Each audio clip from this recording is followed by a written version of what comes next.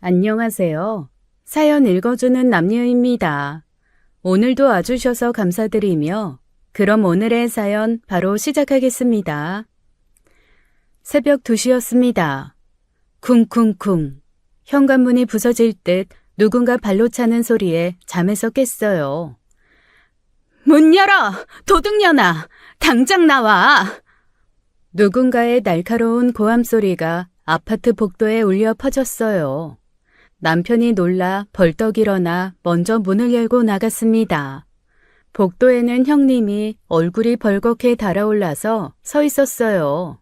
아이, 형수님, 무슨 일이세요? 새벽에 이게.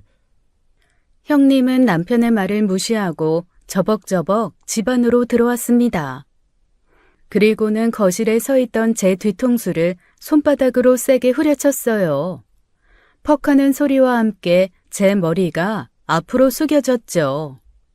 시댁 경조사 통장에서 돈 빼먹었지? 내놔.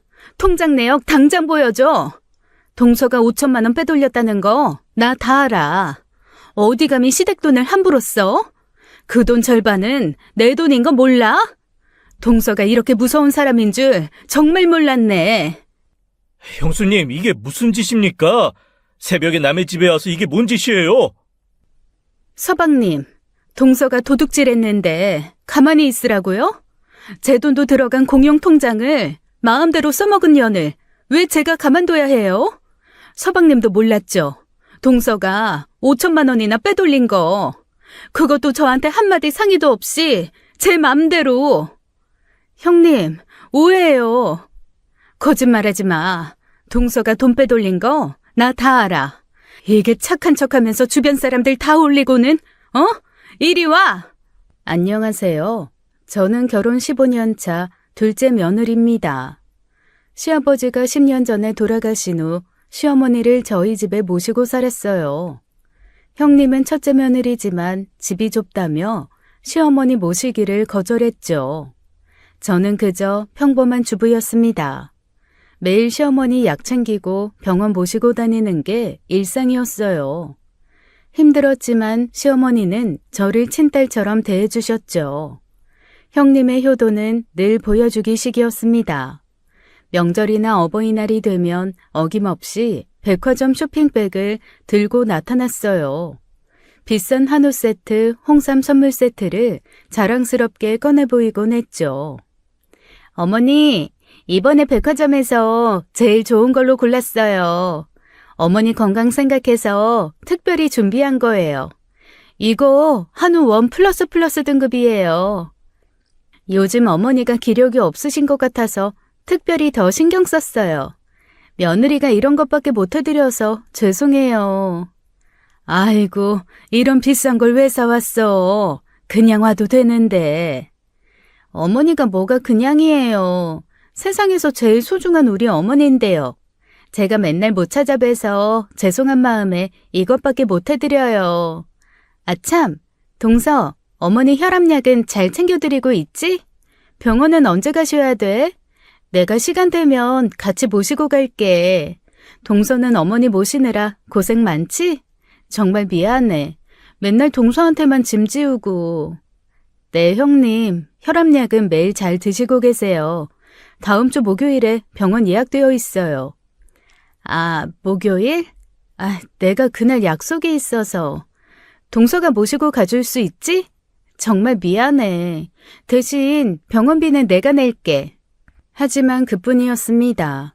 선물 주고 돌아간 후로는 한 달이 지나도 안부 전화 한 통 없었어요. 병원비를 낸다던 약속도 지킨 적도 없었죠. 시어머니가 병원 가는 날도 약 떨어진 날도 형님은 몰랐습니다. 매일 새벽 6시에 일어나 시어머니 혈압약 챙기는 건 저였어요. 일주일에 2-3번 병원 모시고 가는 것도 저였어요. 시어머니가 밤에 소화가 안 된다고 하시면 약국 뛰어가는 것도 저였죠. 그런데 친척 모임만 있으면 형님의 태도는 180도 달라졌습니다. 우리 어머니는 제가 다 챙기고 있어요. 병원도 제가 알아봐서 좋은 곳으로 모시고 약도 제가 다 챙겨드려요. 서울대병원 교수님이 제 친구 남편이거든요. 그분한테 특별히 부탁해서 어머니 진료받게 했어요. 효도는 당연한 거잖아요. 어머니가 편하게 계실 수 있게 최선을 다하고 있어요. 아이고, 첫째 며느리가 정말 효녀네. 요즘 이런 며느리 찾기 힘든데. 아니에요. 당연히 해야 할 일인걸요. 어머니가 건강하게 오래 사시는 게 저희 소원이에요. 매일 아침마다 어머니한테 전화드려서 안부도 여쭤보고 필요한 거 있으면 바로바로 사다 드려요. 영숙이가 정말 극진하구나. 아이, 형수가 복이 많으셔. 저는 그런 말을 들을 때마다 속이 뒤집어졌습니다. 하지만 시어머니 체면을 생각해서 참았어요. 그래도 시어머니는 진실을 아셨죠. 한 번은 시어머니가 형님 집에 가고 싶다고 하신 적이 있었습니다. 영수가 이번 주말에 너희 집에 가도 되겠니? 준영이도 보고 싶고 네 집 음식도 먹고 싶구나. 어머니, 저희 집이 너무 좁아서요. 어머니 모실 방도 없고 준영이도 재수학원 다니느라 바빠서 집에 잘 안 들어와요. 그리고 저희 집은 엘리베이터도 없는 4층이라 어머니 다리 불편하신데 계단 오르내리기 힘드실 거예요. 다음에 제가 어머니 모시고 호텔 뷔페라도 가요. 거기가 훨씬 편하실 거예요. 그래, 알았다. 그럼 언제 한번 준영이나 데리고 여기 와라. 네, 어머니, 꼭 그럴게요. 준영이한테 할머니 뵈러 가자고 할게요. 하지만 그 약속도 지켜지지 않았습니다. 시어머니의 실망한 표정이 아직도 잊히지 않아요. 형님 집은 35평 아파트인데도 늘 좁다는 핑계였죠. 저희 집은 28평인데도 시어머니를 10년째 모시고 있는데 말입니다. 가장 화가 났던 건 시아버지 제사 때였어요. 저는 이틀 밤을 새워가며 제사 음식을 준비했어요. 갈비찜, 삼색전, 동그랑땡, 잡채까지 정성껏 만들었죠. 아이고, 음식이 정말 훌륭하네. 누가 이렇게 잘했어? 야, 이 갈비찜이 녹는다, 녹아. 아이고, 아버님 과찬이세요. 동서랑 같이 준비한 건데요.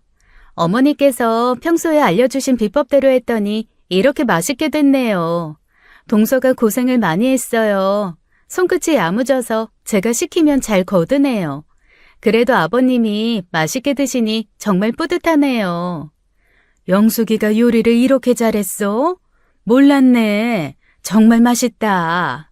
에이, 제가 뭘요. 어머니께서 가르쳐주신 비법이 워낙 좋아서요. 저는 그저 옆에서 이것저것 배우면서 도운 정도예요. 그래도 다들 맛있게 드시니 보람이 있네요. 저는 아무 말도 하지 않았습니다. 그런데 시어머니가 나서셨어요. 영수가, 네가 언제 나한테 갈비찜 비법을 배웠니? 내가 너한테 요리 가르쳐준 적이 한 번도 없는데. 정희한테는 가르쳐줬지만 정희가 어제부터 부엌에서 혼자 다 한 거 내가 다 봤어. 너는 오늘 아침 10시에 와서 상 차리는 것만 도왔잖아. 그것도 수저 놓는 것만. 어머니, 제가 미리 양념이랑 재료 준비는 다 해놨어요. 양념?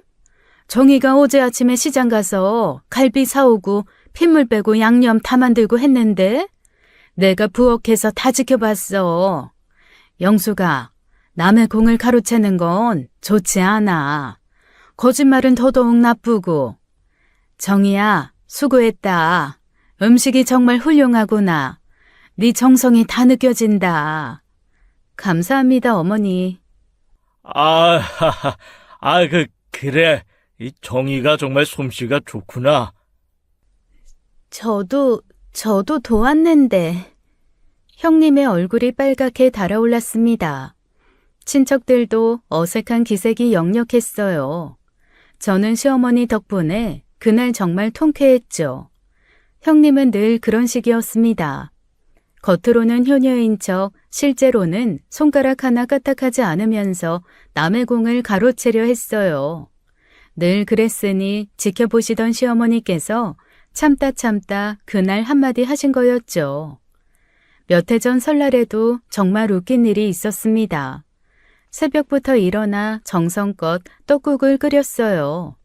설날 아침 온 가족이 모여 앉았습니다. 시어머니, 남편, 아주버님, 형님이 차례로 자리에 앉았죠. 제가 정성껏 끓인 떡국을 상에 올렸어요. 김이 모락모락 나는 떡국에서 구수한 냄새가 퍼졌습니다. 하얀 떡이 국물 위에 동동 떠 있었죠. 형님이 먼저 한 숟갈 떠먹었습니다. 그러더니 갑자기 숟가락을 탁 내려놓았어요.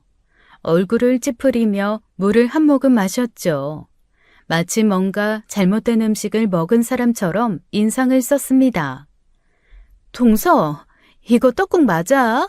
상한 건가? 왜 이렇게 느끼해? 사고를 너무 오래 끓인 것 같은데 국물 색깔도 너무 누렇고. 아, 이건 좀. 영수가 왜 그러니? 난 맛만 좋은데. 어머니는 또 동서 편만 드시네요. 솔직히 말씀드리면 이건 떡국이 아니에요. 떡국은 맑고 깔끔해야 하는데 이건 마치 설렁탕 국물 같아요.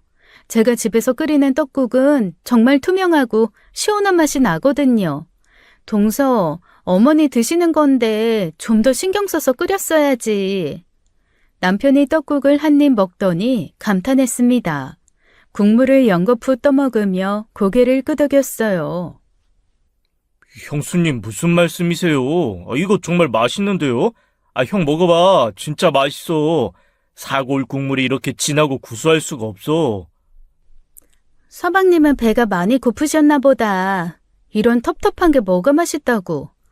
아, 동서, 혹시 미원 넣었어? 요즘 젊은 사람들은 다들 조미료로 맛을 내잖아. 미원 같은 거 넣으면 당연히 맛있지. 그런데 느끼해. 동서는 천연재료로 낸 자연스러운 맛을 모르는 거야? 형님, 저 조미료 하나도 안 넣었어요. 오직 사골이랑 대파, 마늘만. 그럼 더 이상한데? 왜 이렇게 느끼하지? 이렇게 느끼한데 어떻게 조미료를 안 넣었다는 거야? 동서는 설마 거짓말까지 하는구나?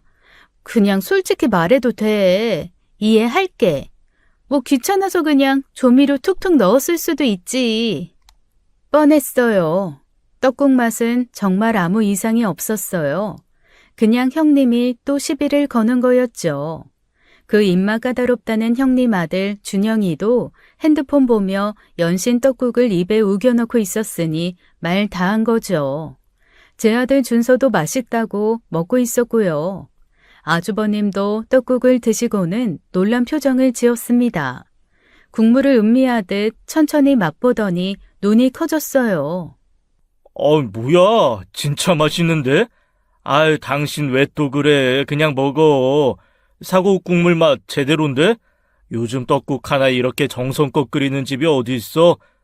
괜히 새해 아침부터 이상한 소리 하지 말고 먹어.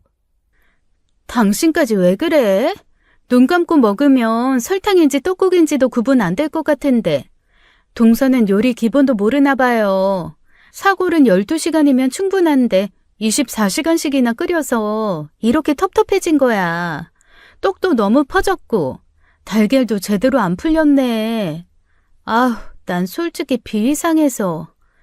바로 그때였습니다. 아주버님이 떡국을 먹다가 갑자기 숟가락을 멈췄어요. 눈을 크게 뜨고 국물을 한 번 더 맛봤죠. 마치 뭔가 중요한 걸 발견한 사람처럼 표정이 변했습니다. 잠깐만. 이 맛, 이거 완전히, 어머니, 이거 돌아가신 할머니 떡국 맛이에요. 분명해요.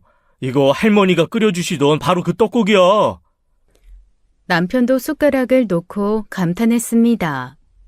맞아. 나도 방금 그 생각했어. 어릴 때 할머니가 명절마다 끓여주시던 바로 그 맛이야. 특히 이 구수하면서도 깔끔한 뒷맛이 정말 똑같다. 당신 어떻게 한 거야? 대파 들어간 타이밍도 완벽하고 달걀 푸는 방식도 똑같네.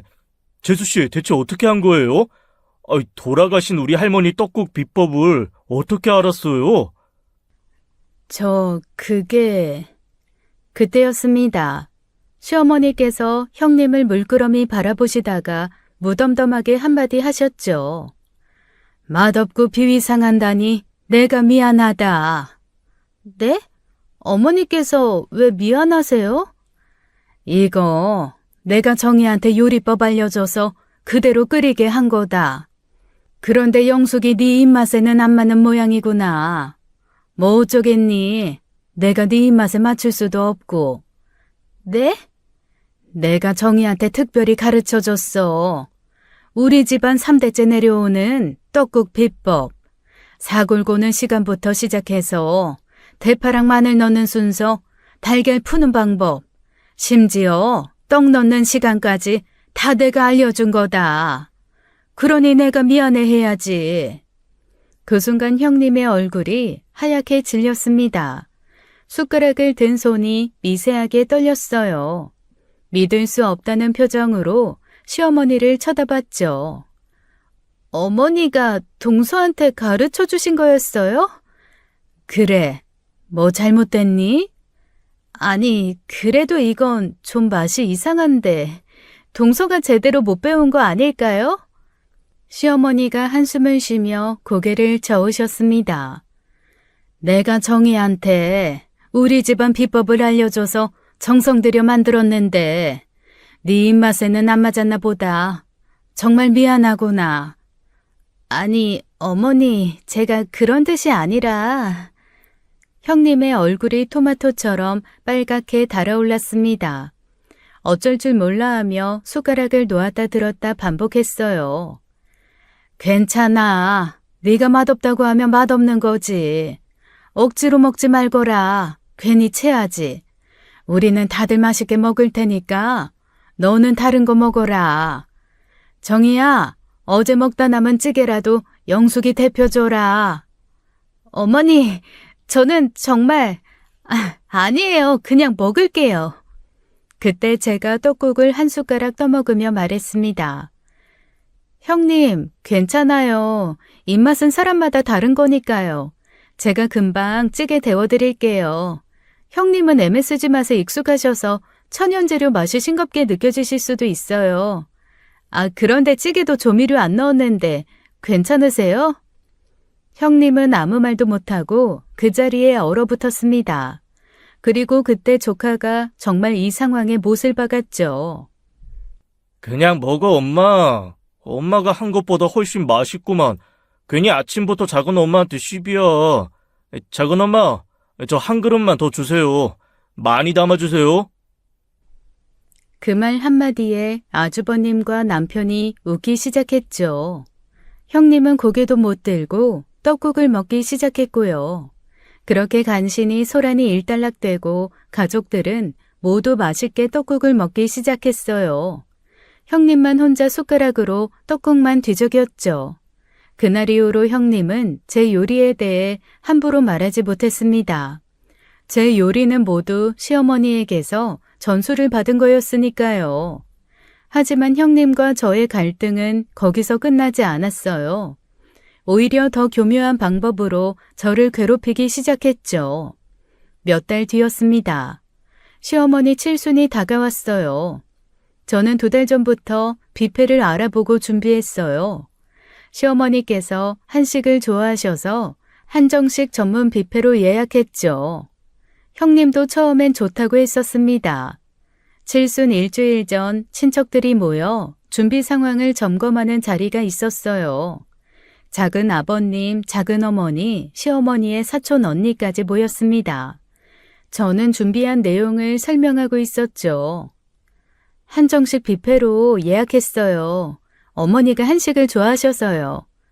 그때 형님이 갑자기 끼어들었습니다. 그 뷔페 말이야? 동서, 그거 취소하자. 내가 알아보니까 너무 싸구려더라. 어머니 칠순인데 그런 허름한 데서 하면 창피하잖아. 어머, 그래? 정희가 싸구려로 예약했어? 동서가 돈 아까워서 제일 싼 곳으로 한 것 같아요. 내가 아는 호텔 뷔페 있는데 거기가 훨씬 격이 달라요. 어머니 칠순인데 좀 품위 있게 해드려야죠. 저는 당황했습니다. 형님이 친척들 앞에서 대놓고 망신을 주는 거였어요. 형님, 이미 계약금도 냈어요. 그리고 형님도 그때 좋다고 신청하셨는데 나는 동서가 잘 알아봤을 거라 생각해서 그냥 찬성한 거지. 이렇게 구린 곳인 줄 알았으면 절대 안 했어.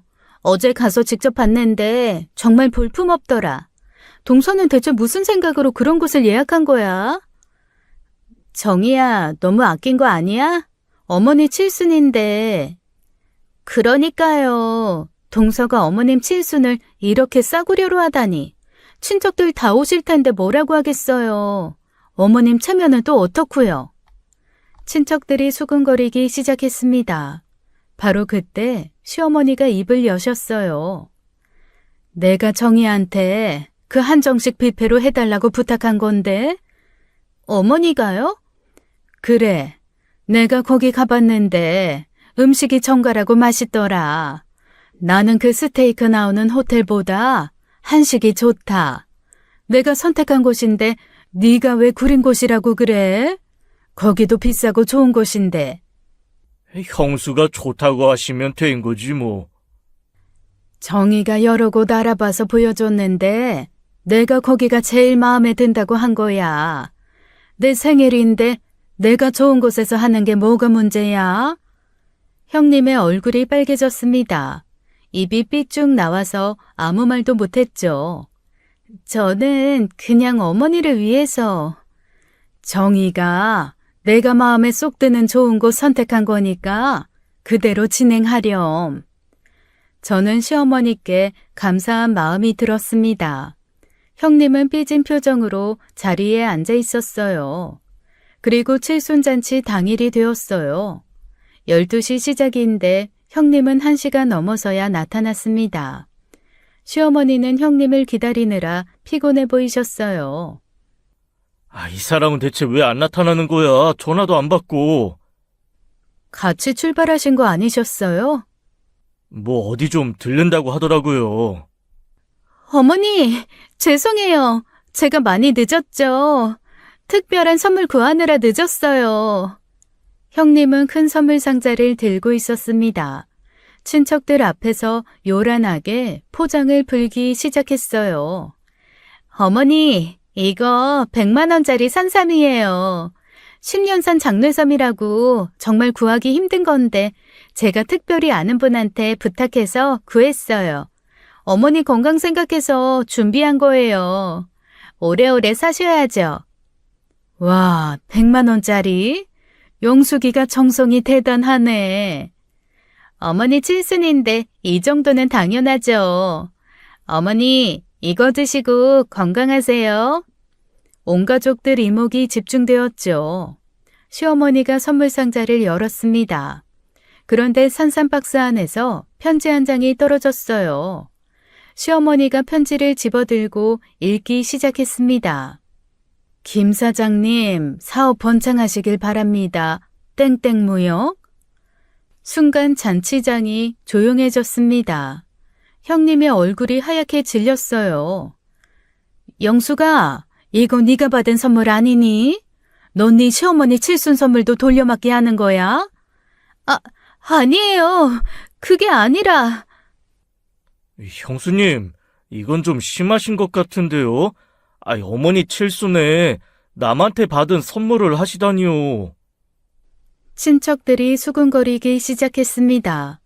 100만 원짜리라더니 거래처 선물이었구나 같은 말들이 들렸어요.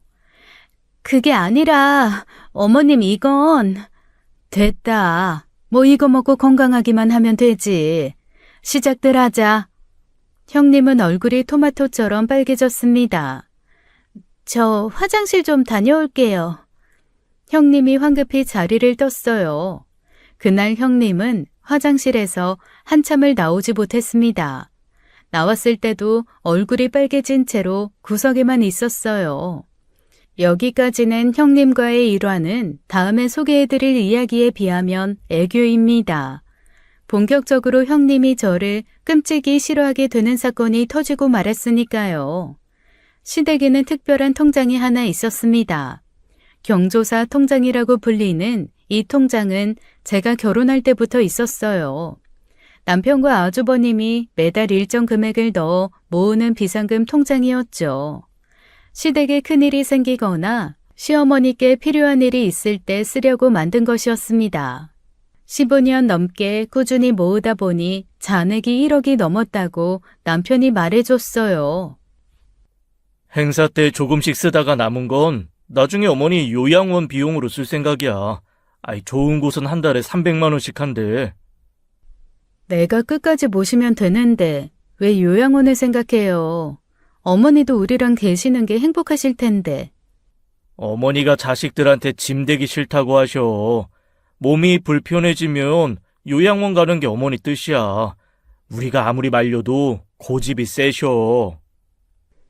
그 통장은 첫째 며느리인 형님이 관리하고 있었습니다. 믿을 만한 사람이라고 생각했으니까요.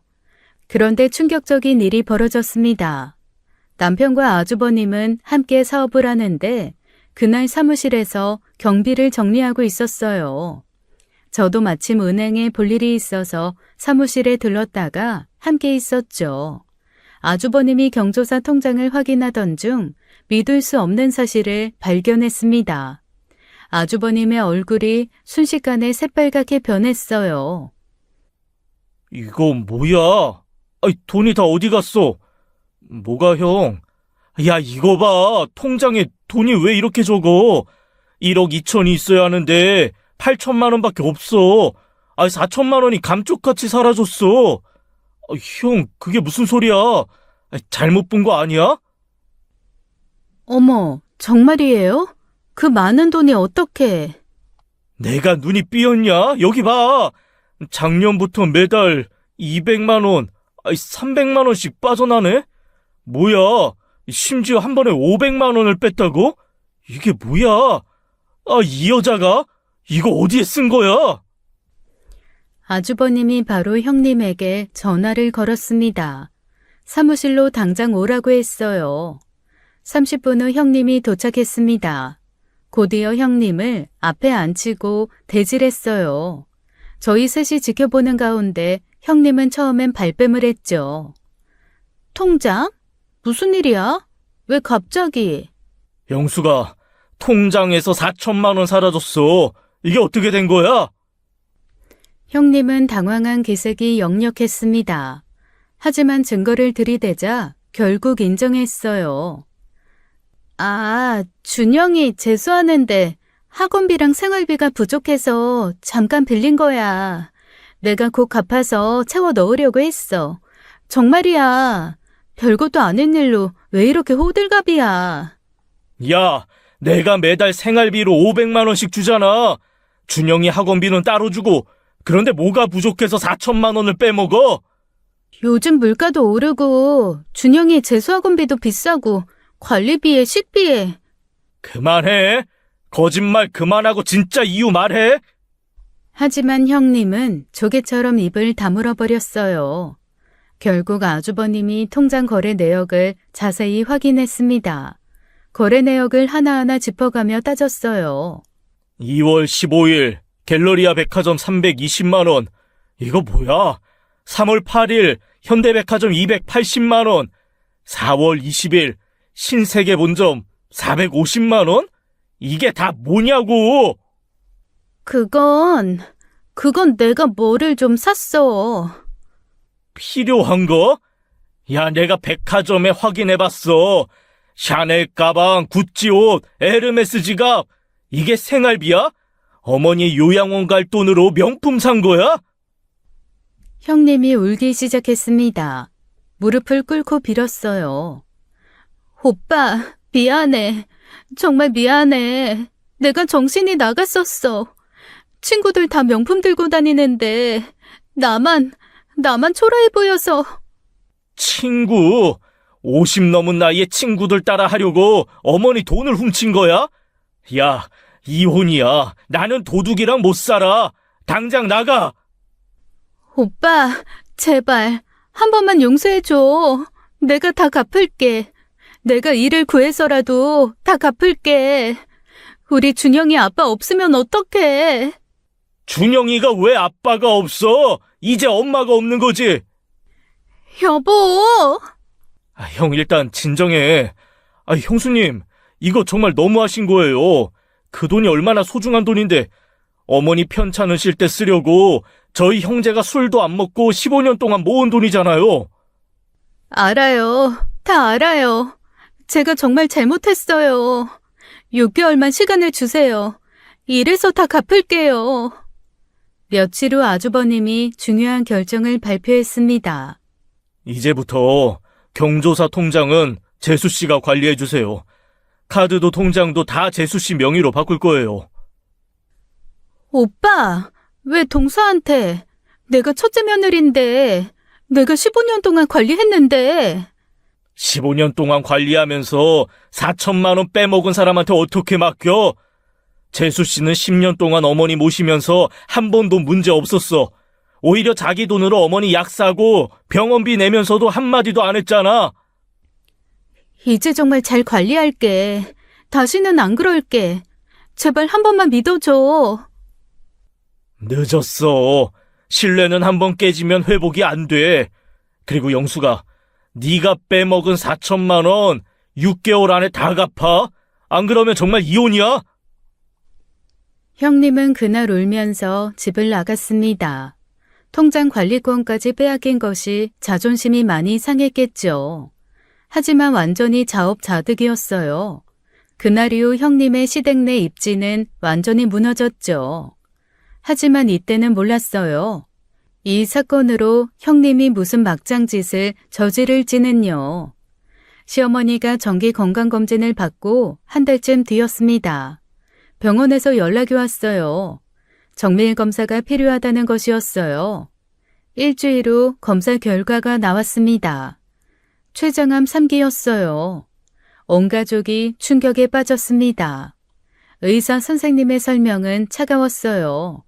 수술이 어렵고 항암 치료를 해도 6개월 정도가 한계라고 했습니다. 시어머니는 담담하게 받아들이셨지만 저희는 눈물을 참을 수 없었어요. 형님은 병원 복도에서 대성통곡했습니다. 어머니, 제가 못난 며느리라 효도도 못했는데 이제부터라도 정말 잘할게요. 뭐든지 다 해드릴게요.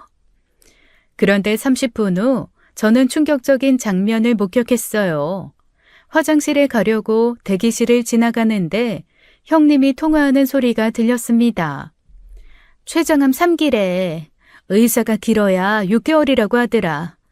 솔직히 말해서 어차피 얼마 못 사실 텐데 치료비로 괜히 돈 쓰고 가족들 피곤하게 매달리는 것보다 그냥 보내드리는 게 낫지 않겠어? 깔끔하게. 그치. 질질 끌면 서로 피곤해지지. 어? 맞아. 재산? 재산은 좀 있으실걸? 그래, 난 돈 다 쓰고 갈 거야. 봐, 우리 어머니처럼 돈도 안 쓰고 저러시다가 암 걸리면 그게 얼마나 억울한데. 뭐? 그래. 당장은 어렵고 내가 나중에 여행 일정 잡아볼게. 저는 참을 수 없었습니다.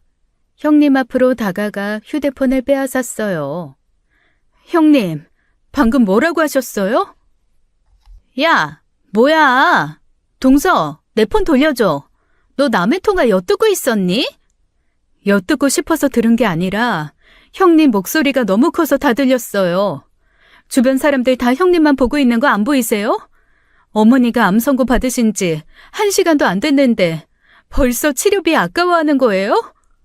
너는 진짜 시어머니 생각해서 그러는 거야? 아니면 착한 며느리 코스프레 하는 거니? 이제 그만해. 너 지켜주는 시어머니도 내년이면 이 세상에 없어. 그때 가서 누가 네 편 들어줄 것 같아? 형님, 정말 인간이세요?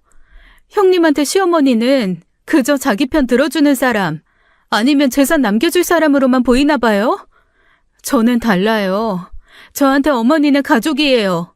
그래서 그래요. 가족? 그래, 누가 아니래? 나도 가족이야. 나도 슬프고 안타까워. 그런데 현실을 봐. 의사도 가망이 없다고 하잖아. 돈 때문에 그러세요? 뭐? 내가 돈 때문이라고? 아니에요? 형님, 거울 좀 보세요. 형님 얼굴에 돼지처럼 욕심이 가득해요. 부끄러운 줄 아세요. 형님의 얼굴이 빨개졌습니다. 할 말을 잃고 입만 뻥긋거렸어요. 저는 형님의 휴대폰을 바닥에 던지고 돌아섰습니다. 형님의 본심을 알게 된 충격과 분노가 가슴을 가득 채웠어요. 하지만 동시에 결심도 섰습니다. 어떻게든 시어머니를 살려야겠다고요. 항암 치료가 시작된 후 형님의 태도는 완전히 달라졌습니다. 처음 한두 번은 병원에 왔지만 그 후로는 한 달에 한 번도 오지 않았어요.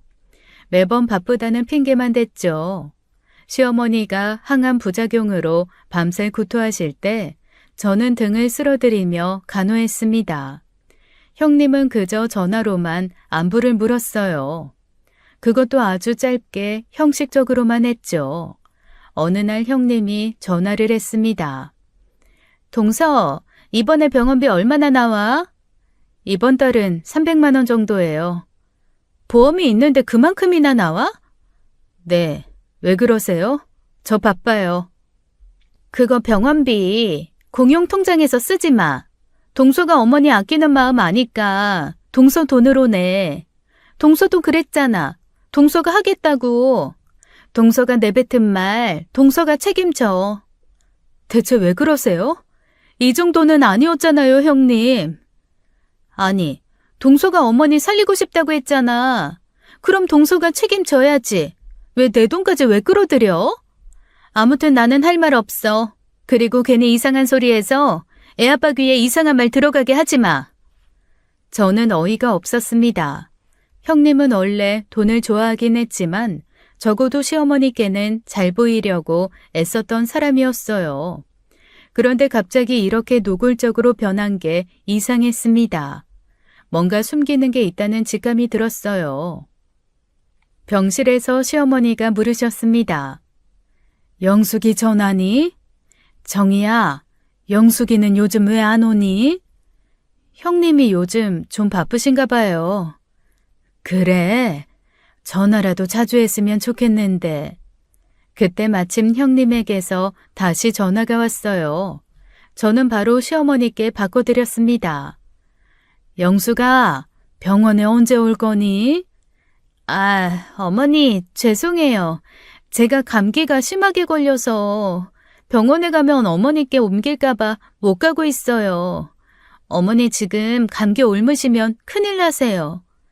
그래, 감기약은 먹었니? 약이랑 밥 잘 챙겨 먹어라. 네, 어머니, 곧 나으면 갈게요. 전화를 끊고 시어머니는 쓸쓸한 표정을 지으셨어요. 형님의 거짓말을 눈치채신 것 같았습니다. 형님이 왜 갑자기 이렇게 변했을까요? 단순히 돈 때문일까요? 아니면 정말 뭔가 다른 이유가 있는 걸까요? 저는 불안한 예감이 들었습니다. 시어머니의 상태는 점점 나빠지고 있었습니다. 항암 치료의 부작용으로 힘들어하시면서 삶의 의지마저 잃어가는 것 같았어요. 제 가슴이 찢어지는 것 같았습니다. 그러던 어느 날 담당 의사 선생님이 저희를 불렀어요. 보호자분들 희망적인 소식이 있습니다. 최근 개발된 표적 치료제가 있는데요. 임상시험 결과가 아주 좋습니다. 췌장암 3기 환자분들의 반응률이 기존 항암보다 훨씬 높아요. 선생님, 그럼 저희 어머니도 그 치료 받을 수 있나요? 가능합니다. 다만 아직 급여 승인이 안 된 약이라서요. 한 달에 1,500만 원 정도 비용이 듭니다. 최소 6개월은 투여해야 효과를 판단할 수 있고요. 1,500만 원이요? 그게 6개월이면 9천만 원. 저는 망설이지 않았습니다. 결혼 전부터 10년 넘게 모은 적금이 있었어요. 1억 정도 되는 돈이었어요. 선생님, 그 치료하겠습니다. 제가 돈은 어떻게든 준비할게요. 진료실을 나와서 대기실로 왔습니다. 아주버님도 함께 오셨는데 복도에서 기다리고 계셨어요.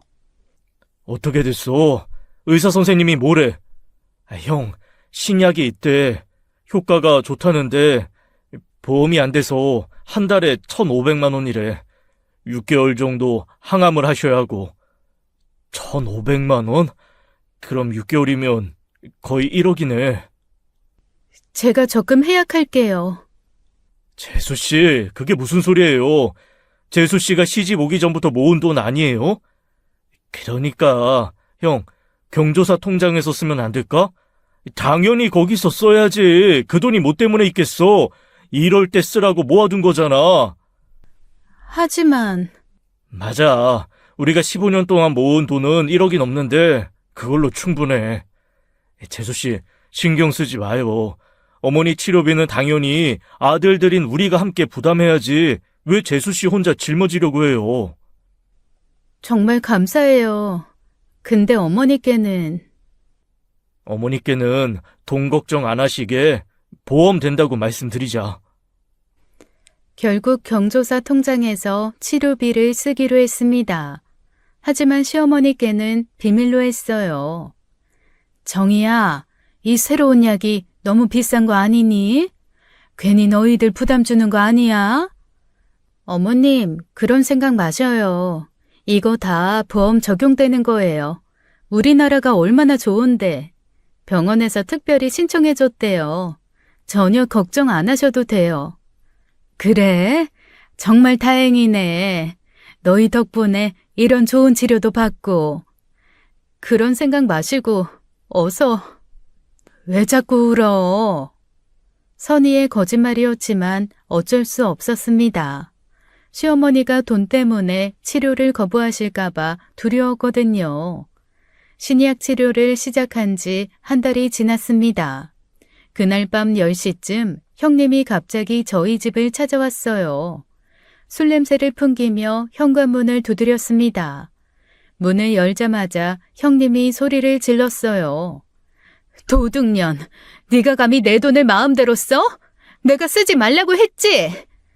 딱 봐도 형님은 만취 상태였습니다. 왜 이래요, 형님? 내일 술 깨고 나서 얘기해요. 네가 통장에서 5천만 원 빼간 거 다 알아. 형님, 그건 어머니 치료비예요. 아주버님도 동의하셨고요. 내 동의는? 나도 그 통장에 권리가 있어. 그런데 네가 뭔데 마음대로 써? 남편이 나서서 형님을 막았습니다. 형수님, 이게 무슨 짓입니까? 어머니 치료비인데 왜 이러세요? 그 순간 형님이 손을 휘둘렀고 제 뒤통수를 쳤죠. 형수님! 어머니 치료비? 병원에서도 의사가 가망 없다고 했잖아. 이 답답한 것들아. 그런데 왜 1억씩이나 태워? 바로 그때 아주버님이 헐레벌떡 뛰어들어왔습니다. 형님의 얼굴을 보자마자 소리를 질렀죠. 내가 여기 오지 말라고 했지? 지금 무슨 소리 하는 거야? 지금 너 돈이 아까워서 이러는 거야? 오빠도 정신 차려.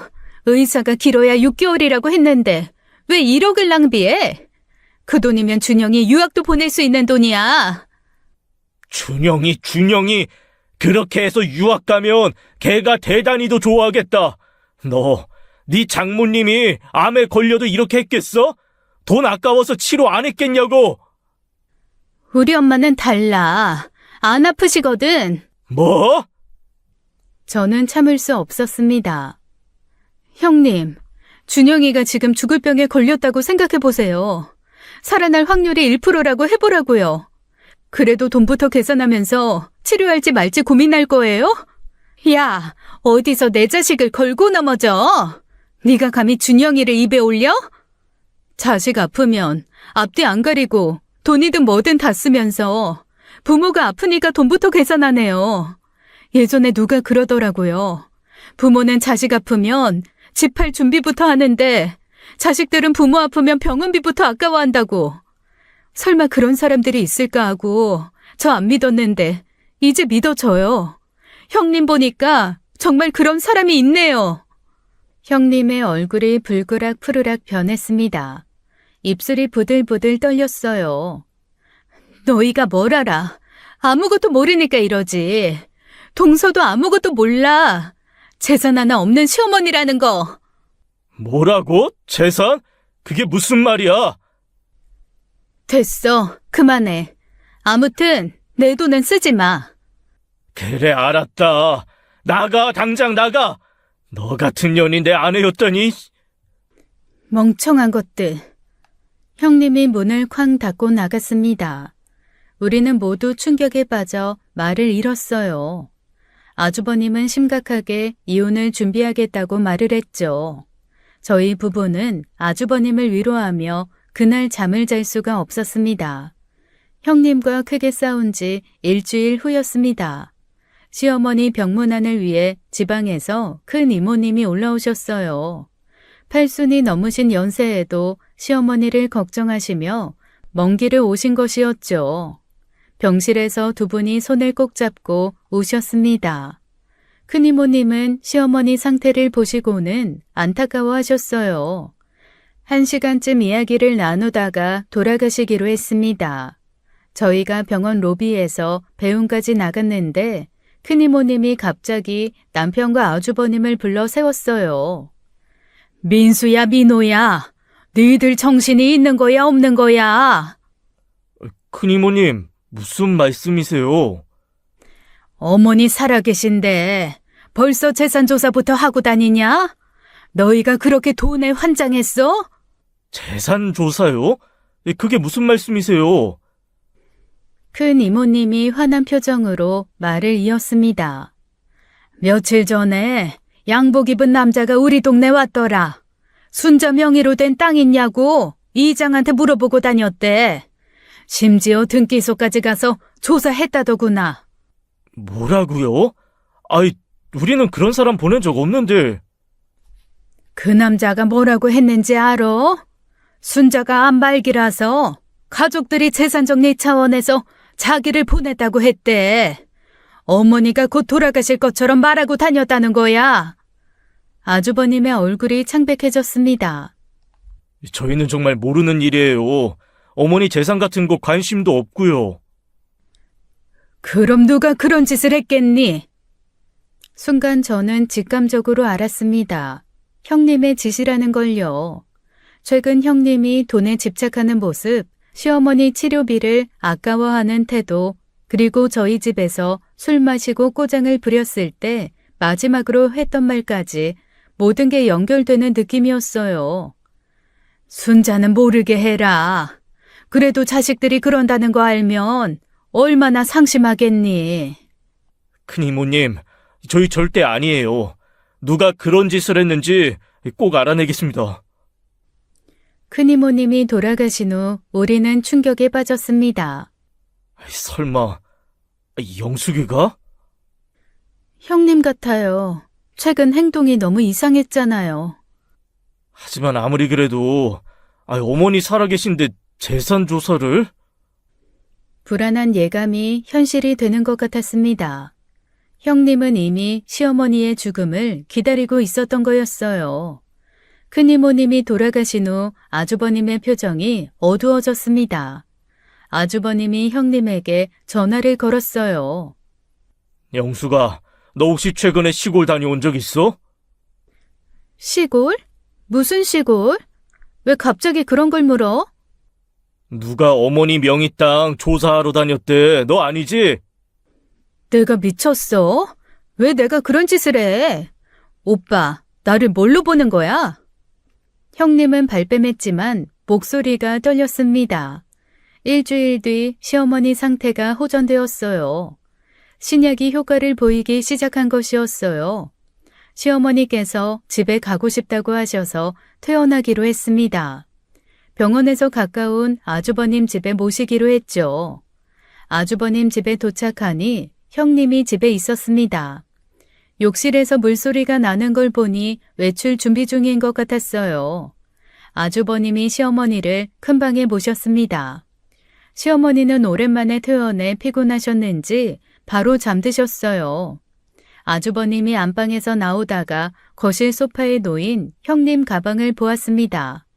가방이 열려 있었고 서류 뭉치가 빠져나와 있었어요. 무심코 꺼내본 서류는 충격적인 것이었어요. 김순자 씨 재산 현황 중간 보고서. 아주버님의 손이 떨렸습니다. 보고서를 펼쳐보니 시어머니의 재산이 상세하게 분석되어 있었어요. 부동산, 예금, 보험까지 모든 것이 조사되어 있었죠.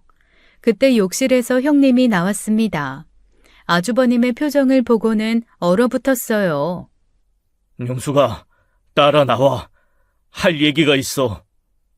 오빠, 그건...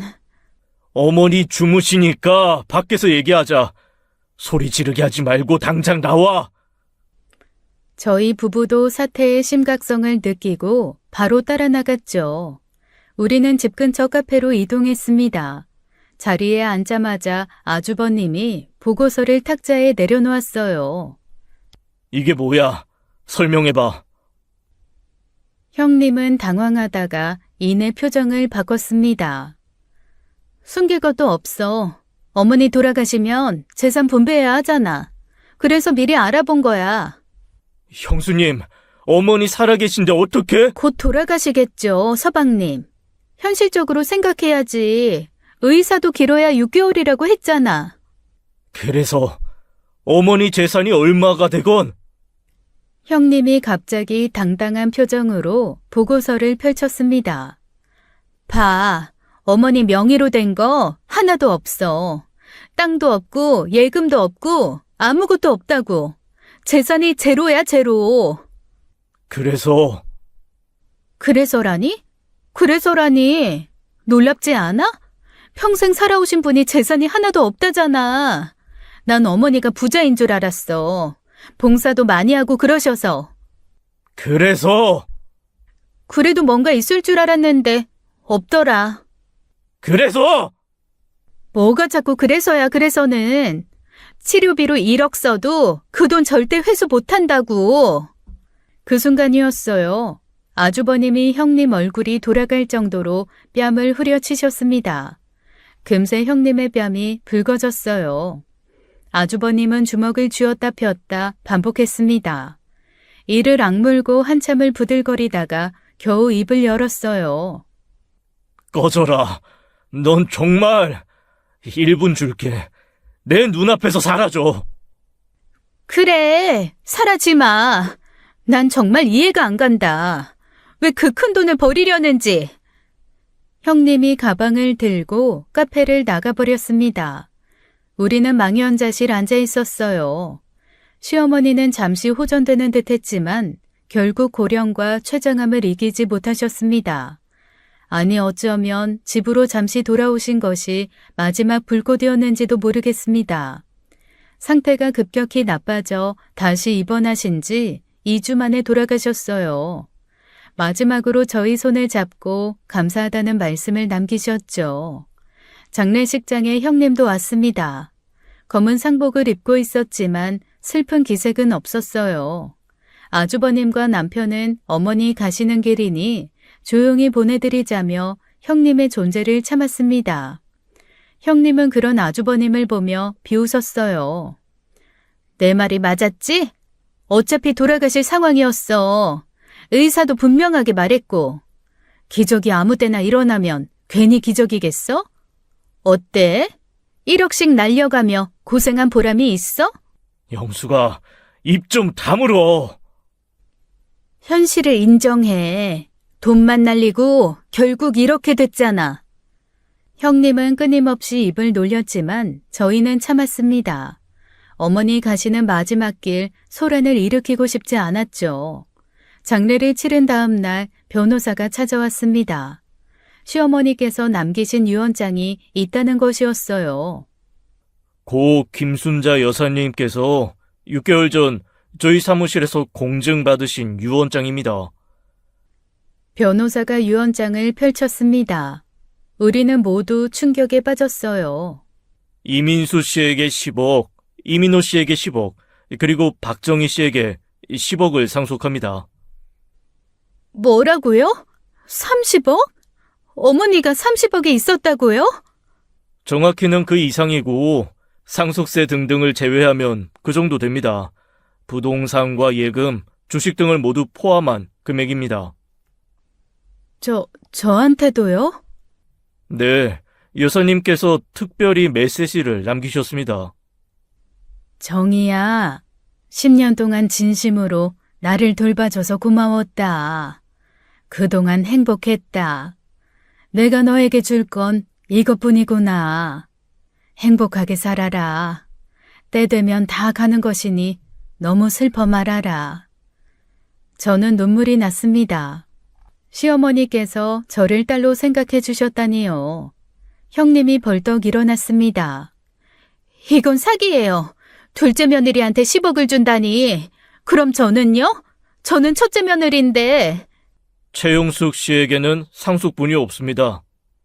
뭐라고요? 그럴 리 없어요. 유언장 무효예요. 치매 상태에서 쓴 거 아니에요? 여사님은 정신이 완전히 온전하실 때 작성하셨습니다. 의사소견서도 있고 동영상 녹화도 되어 있습니다. 그래도 며느리는 상속권이 없잖아요. 맞습니다. 며느리는 법적 상속인이 아닙니다. 그래서 유언으로 둘째 며느리이신 박정희 씨에게 유증을 하신 겁니다. 형님의 얼굴이 하얗게 질렸습니다. 흥신소 보고서에는 재산이 없다고. 어머니가 일부러 숨기신 거야. 네가 재산 조사하는 걸 아셨으니까. 이건 불공평해요. 법적으로 대응할 거예요. 그러셔도 소용없습니다. 하신다면 말리진 않겠지만. 해봐. 네가 그렇게 좋아하는 돈만 날리는 일일 테니. 이런 씨팔. 형님은 결국 한 푼도 받지 못했습니다. 장래 후 아주버님은 곧바로 이혼 서류를 제출했어요. 형수가 이제 끝이야. 네가 원하는 대로 가난한 집에서 벗어나. 오빠, 30억 있으면서 왜 가난한 척했어? 그건 어머니 돈이야. 우리 돈이 아니었어. 넌 끝까지 그걸 몰랐구나. 형님은 모든 것을 잃고 떠났습니다. 시어머니를 돈으로만 봤던 대가였죠. 형님과 아주버님은 결국 이혼했습니다. 형님은 모든 걸 잃고 떠났어요. 돈에 눈이 멀어 가족을 잃은 것이었죠. 저는 시어머니가 자신을 진짜 딸처럼 여겨주신 것에 평생 감사하며 살아갑니다. 10억이라는 유산도 유산이지만 그보다 더 큰 것을 남겨주셨어요. 진정한 가족의 의미와 사랑의 가치를 가르쳐 주셨죠. 혹자는 형님처럼 생각하는 사람도 있을 겁니다. 희망이 안 보이는데 발버둥친 우리를 바보로 생각할지도 모르죠. 의사가 6개월이라고 했는데 왜 그렇게 시어머니를 살리기 위해 돈을 썼냐고 할 수도 있어요.